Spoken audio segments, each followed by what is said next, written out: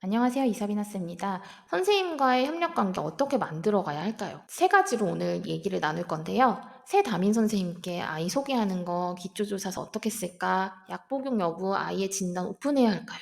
선생님께 요청할 수 있는 것 없는 것 한번 다뤄보도록 하겠습니다. 자, 첫 번째, 우리 아이 어떻게 소개할까요? 기초조사서 쓰는 거예요. 저 기초조사서 3월 첫 주에 봤거든요. 근데 교사로서 많은 선생님들께서도 느끼시지만 너무 많이 쓰셔도 부담스럽고 너무 빈칸이어도 아이에 대해서 아무것도 쓰실 게 없나? 이렇게 생각이 들거든요. 그래서 첫 번째 주에는 저는 그냥 이렇게 쓰는 것도 좋으실 것 같아요. 부족한 부분이 많은 아이입니다. 1년 동안 잘 부탁드립니다. 또 만약에 전화를 많이 받으셨던 부모님이면 아이가 어떤 문제가 있어서 의논해야 할 것이 있으면 언제든 전화 주십시오. 이런 것도 도움이 됩니다. 자, 여기서 그럼에도 불구하고 좀 더 구체적으로 쓰면 좋은 것들이 있어요. 첫째, 따돌림 당했던 경험이 있는 아이 같은 경우에는 어떤 친구랑 이런 일이 있었고 우리 아이가 따돌림을 당했던 경험 때문에 교우 관계가 어려워요. 그래서 선생님께서 이런 부분을 잘 봐주셨으면 좋겠습니다. 이런 것도 알고 있으면 유념해서 그 아이를 좀 더 챙길 수 있거든요. 그리고 우울증이나 정서행동 문제, 공격성이 있다, 우울증이 있다 이런 것들을 굳이 숨기시지 마시고 선생님께 알려드리면 우울증이 있는 친구는 위클래스 선생님이나 이제 이런 부분에 있어서 학생부장 선생님이랑 미리 아이에 대해서 이런 아이가 있다. 그래서 상담 횟수를 좀 더 늘릴 수도 있고요. 그리고 공격성 있는 아이 같은 경우에는 부모님이랑 좀 더 자주 소통을 할 수 있겠죠. 그리고 세 번째, 학습 부진이나 학습 장애 있는 아이들, 난독이나 이런 것들 진단을 받았던 아이들이나 아니면 연산에 있어서 아이가 수 개념을 잘 모른다든지 이런 경우에 알려주시면 아이가 좀 수학을 풀고 있을 때 좀 어려워 보이네 하는 부분들을 선생님들께서 이렇게 순회 지도하면서 1대1로 한 번 더 얘기를 해준다든지 할 수 있을 것 같아요. 마지막으로 작년 학년에서 어려웠던 점, 교사의 도움이 특별히 더 필요했던 점이 있다. 그러면 그것도 기초조사서에 써주는 것도 좋습니다. 약 복용 여부 오픈해야 할까요? 궁금하시죠? 저는 세모 1학년 때는 오픈하지 않았습니다. 어떤 상황인지 잘 모르기 때문에. 그리고 2학년, 3학년 그리고 오픈을 했고 지금 캐나다 학교에 와서도 캐나다 선생님께도 오픈을 한 상황인데요. 이거는 사실 부모님의 마음이 가장 중요하다고 생각을 해요. 그래서 3월 한 달을 일단 지켜보세요. 당장 기초조사서에 쓸 필요는 없다고 생각을 합니다. 아직 ADHD에 대한 지식이 그렇게 우리나라 많은 분들이 잘 알고 있지 않거든요. 지금 저희가 아이를 키우기 때문에 어느 정도 아는 것이지 대부분의 사람들은 ADHD가 왜 이렇게 힘들고 학교에서 어떤 문제가 있고 이런 부분을 잘 알지 못해요. 저 같은 경우에는 3월을 항상 한 달 지켜보면서 3월 정기 상담 때 오픈을 해야 한다면 전화나 글보다는 대면을 해서 선생님께 직접 말씀드리는 것을 추천드립니다. 자, 대면 상담을 추천드리는 이유는 아까 말씀드렸듯이 소통에 있어서는 사람의 표정이나 말투, 톤, 그리고 바디랭귀지 이런 것들이 더 많은 메시지를 전달한다고 했었죠. 그렇기 때문에 전화상으로 했을 때 부모님들께서 긴장하고 말씀드리다 보니까 선생님의 침묵마저도 여러 가지 생각을 하게 되실 수도 있어요.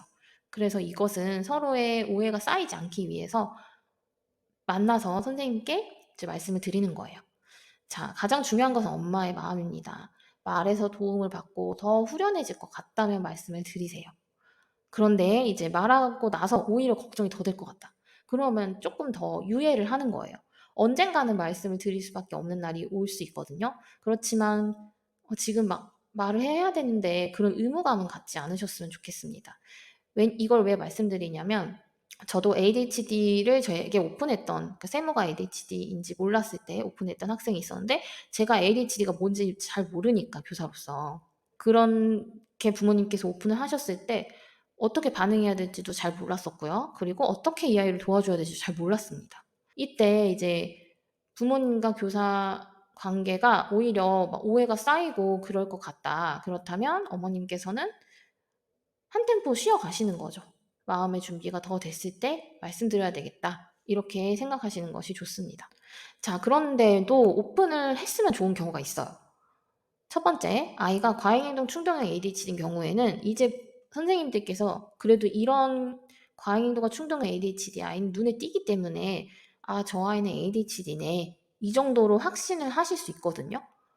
어머님이 오픈을 안 하셔도 아이가 ADHD가 나올 수 있다는 것을 선생님들께서 어느 정도 압니다. 왜냐면 그 나이 또래 아이들을 너무 많이 보기 때문이죠. 그런데 부모님께서 방어적으로 나오시거나 그러면 선생님은 계속 전화를 드리게 돼요. 왜냐하면 이렇게 힌트를 줘서 검사 받으러 가라는 마음이 사실 있는 거거든요. 모르실까봐. 그런데 오픈을 하는 거죠. 사실은 진단을 받았다. 그러면 선생님 입장에서는 아, 이미 진단을 받은 아이구나. 그래서 치료도 하고 있구나. 그렇다면 전화를 평소만큼 많이 안 하실 수도 있습니다. 다음으로 공존질환이 있는 경우에요. 우울증이나 반항장애 이런 것들이 같이 있는 아이의 경우에는 오픈을 하셨으면 좋겠어요. 문제가 더 커지기 전에 학교에서 도움을 같이 협력을 해서 선생님이 돕는 것이 아이를 위해 좋거든요. 셋째, 약효와 부작용 관찰을 해야 될 때도 있어요. 약을 바꾸거나 약을 시작하거나. 저는 사실 약을 시작했을 때 선생님께 오픈을 못 했었는데 한계가 있다 보니 좀 답답하더라고요. 그래서 다행인 건 1학년 때여서 아이를 일찍 하원시켜서 하교를 시켜서 약효가 어땠는지 볼 수도 있었다는 거. 그렇지만 초등 고학년이나 중학생 같은 경우에는 학습도 많고 하다 보니 선생님께 오픈을 해서 좀 도움을 받으시는 것이 좋습니다. 조용한 ADHD 아이들 있잖아요. 이 아이들 오픈할까 말까 고민 많으실 텐데 오히려 오픈하면 선생님들께서 더 도와주실 수도 있어요. 문제 일으키는 학생도 아니지만 아이 자체가 워낙 조용한 ADHD다 보니까 선생님께서 놓치실 수도 있거든요. 그러면 아이가 한 번 더 선생님이 이름 불러서 이 주의력을 수업으로 돌릴 수도 있고 가능하면 좀 앞자리에 위치시킬 수도 있고 뭐 여러 가지 학습 전략들이 있는데 이런 부분의 피드백이나 이런 부분의 도움마저 못 받을 수도 있는 아이들이 조용한 ADHD예요. 그리고 작은 것에도 칭찬해 줄 수도 있죠. 이런 걸 알고 있다면. 이 부분은 한번 고민을 해보시면 좋겠습니다. 오픈하지 않아도 괜찮은 경우는 문제가 드러나지 않는 아이겠죠. 그리고 학교에서 또래 관계도 도움이 딱히 필요 없다. 약효만으로도 학교 생활을 평균치로 해낸다. 이런 경우에는 약물 치료가 잘 되고 있는 아이이기 때문에 괜찮을 것 같습니다. 자, 어떻게 말해야 할까요? 이 부분 잘 봐주세요. 진단을 받은 시기랑 증상을 먼저 말씀을 드립니다. 그리고 우리 아이가 먹는 약은 메디킨의 15ml인데요. 가정에서는 이 약물 치료 말고도 이런 식으로 돕고 있다. 뭐 사회성 치료를 받는 친구는 사회성 치료를 받는다. 아니면 놀이 치료 받고 있다. 뭐 이런 식으로 말씀드려도 되고 저희 아이 같은 경우는 처음에 자존감이 좀 많이 떨어져서 상담 치료도 1년에 6번씩은 꼭 정기적으로 갔었거든요. 그래서 그런 것도 하고 있고 가정에서 유념해서 보는 부분은 학습보다는 행동 수정이나 이런 것들을 좀 많이 돕고 있습니다.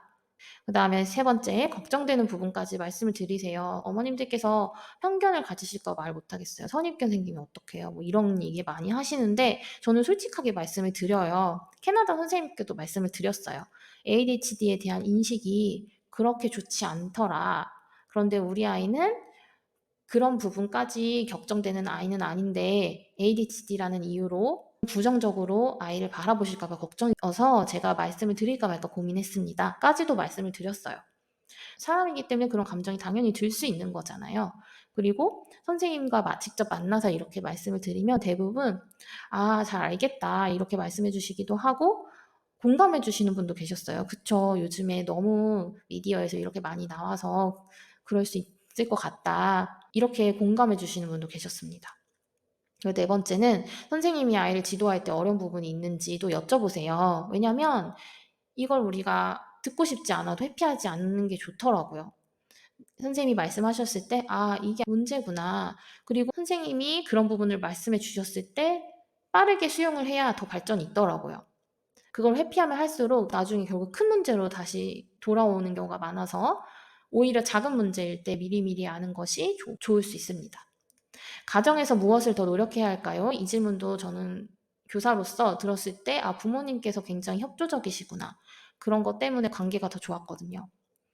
제가 ADHD 아이를 한 번 담임을 맡았었는데, 정말 모든 선생님들이 힘들어하던 아이였지만, 저만큼은 그 아이가 밉지 않았던 것은 저희 아이가 ADHD이기 때문도 있었지만 부모님의 그런 태도였어요.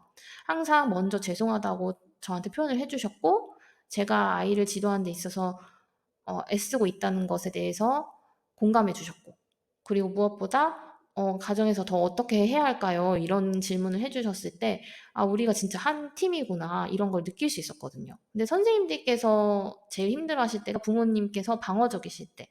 이게 가장 힘든 것 같아요. 그리고 여섯 번째는 비밀 유지를 부탁드리는 거예요.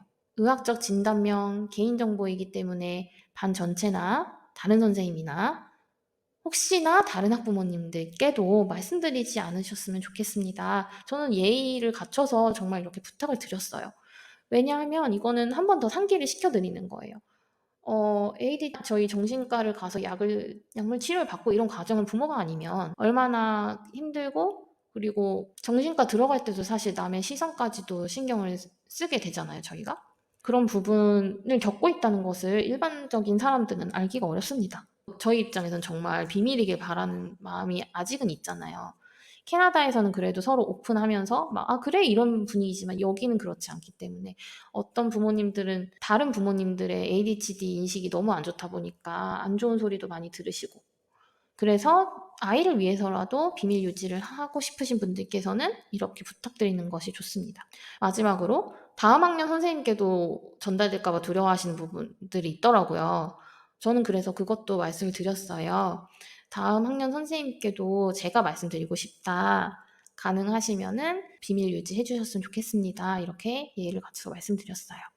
"죄송하고 감사합니다 선생님." 저는 이 말을 항상 드렸습니다. 자 마지막이에요. 선생님께 요청할 수 있는 것 없는 것. 자 요청드려도 괜찮은 부분들은 뭐 "또래 관계 궁금하다." 병원 진료를 앞두고 부작용이나 약효 이런 것들 학교 생활 어떤지 여쭤볼 수 있죠. 그리고 "결석된다." 근데 밥을 잘 먹지 않은 것에 대해서 양해 부탁드리는 거. 이 부분도 많이 고민하시더라고요. 약을 먹고 있다는 걸 말하고 싶진 않지만 아이가 식욕 부진이 있다 보니 안 먹잖아요. 그러면 저는 그냥 그렇게 말씀을 드렸어요. "아 점심시간에는 세모가 입맛이 없어서 잘 못 먹어요 선생님.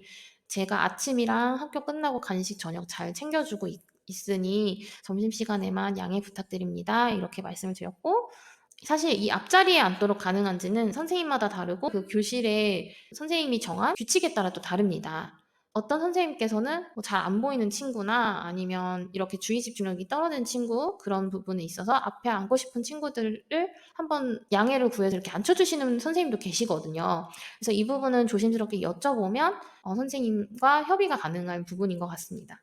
그리고 학습 관련해서도 고민 상담을 언제든 아이가 너무 못한다고 해서 부끄러워하지 마시고 적극적으로 도움을 요청하시면 좋겠어요. 다 아이를 위한 거니까요. 하지만 이런 건 좀 신뢰가 됩니다. 선생님의 권한을 침해하려고 하는 그런 부탁들이 있어요. 예를 들어 뭐 "누구랑 떨어뜨려 주세요. 짝을 지어 주세요. 같은 반 시켜 주세요." 이런 것도 사실은 어려워요. 그리고 약 챙겨 먹여 주는 건 선생님이 할 수 없습니다. 그다음에 쉬는 시간을 더 달라는 것도 당연히 안 되고요. "밥 먹는데 오래 걸리니 기다려 주세요." 이런 거는 개인적 배려인데 이거는 안전상의 이유로 어려울 거예요. 다 같이 같은 반에 먹고 같은 시간에 나와서 또 학교 준비도 해야 되고 그렇기 때문에 "결석인데 출석으로 처리해 주시면 안 될까요?" 이런 것도 당연히 안 됩니다. 원칙대로 해야 하고요. 그리고 병결석액 같은 경우에는 하루 정도는 진단서가 따로 필요가 없거든요. 그래서 그런 부분 참고해서 선생님이랑 이제 얘기하시면 돼요. 근데 이것도 학교마다 다르기 때문에 선생님께 결석하셔야 되는 날에는 미리 의논을 미리미리 하시면 좋아요. 그리고 등교할 때 느린 편이니 지각을 해도 양해해 주세요. 이런 거는 하시면 안 된다고 생각을 합니다. 아이를 어떻게든 지각하지 않게 도와주고 아이도 선생님한테서 이렇게 부정적 피드백도 받고 그리고 어색하게 교실에 들어가는 그런 경험도 아이에게는 큰 도움이 될 거예요. 자 자리 지정하는 것도 상담 시간 상관없이 전화하시는 거 그리고 저는 문자도 안 된다고 생각을 하거든요. 상담 시간에 전화 문자 하시면 됩니다. 네 여기까지가 2 부였습니다.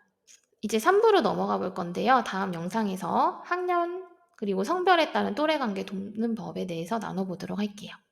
네 2 부 선생님과의 협력 관계 어떻게 만들어 가야 할까 도움이 되셨다면 좋아요, 댓글, 구독, 알림 설정 부탁드립니다. 감사합니다.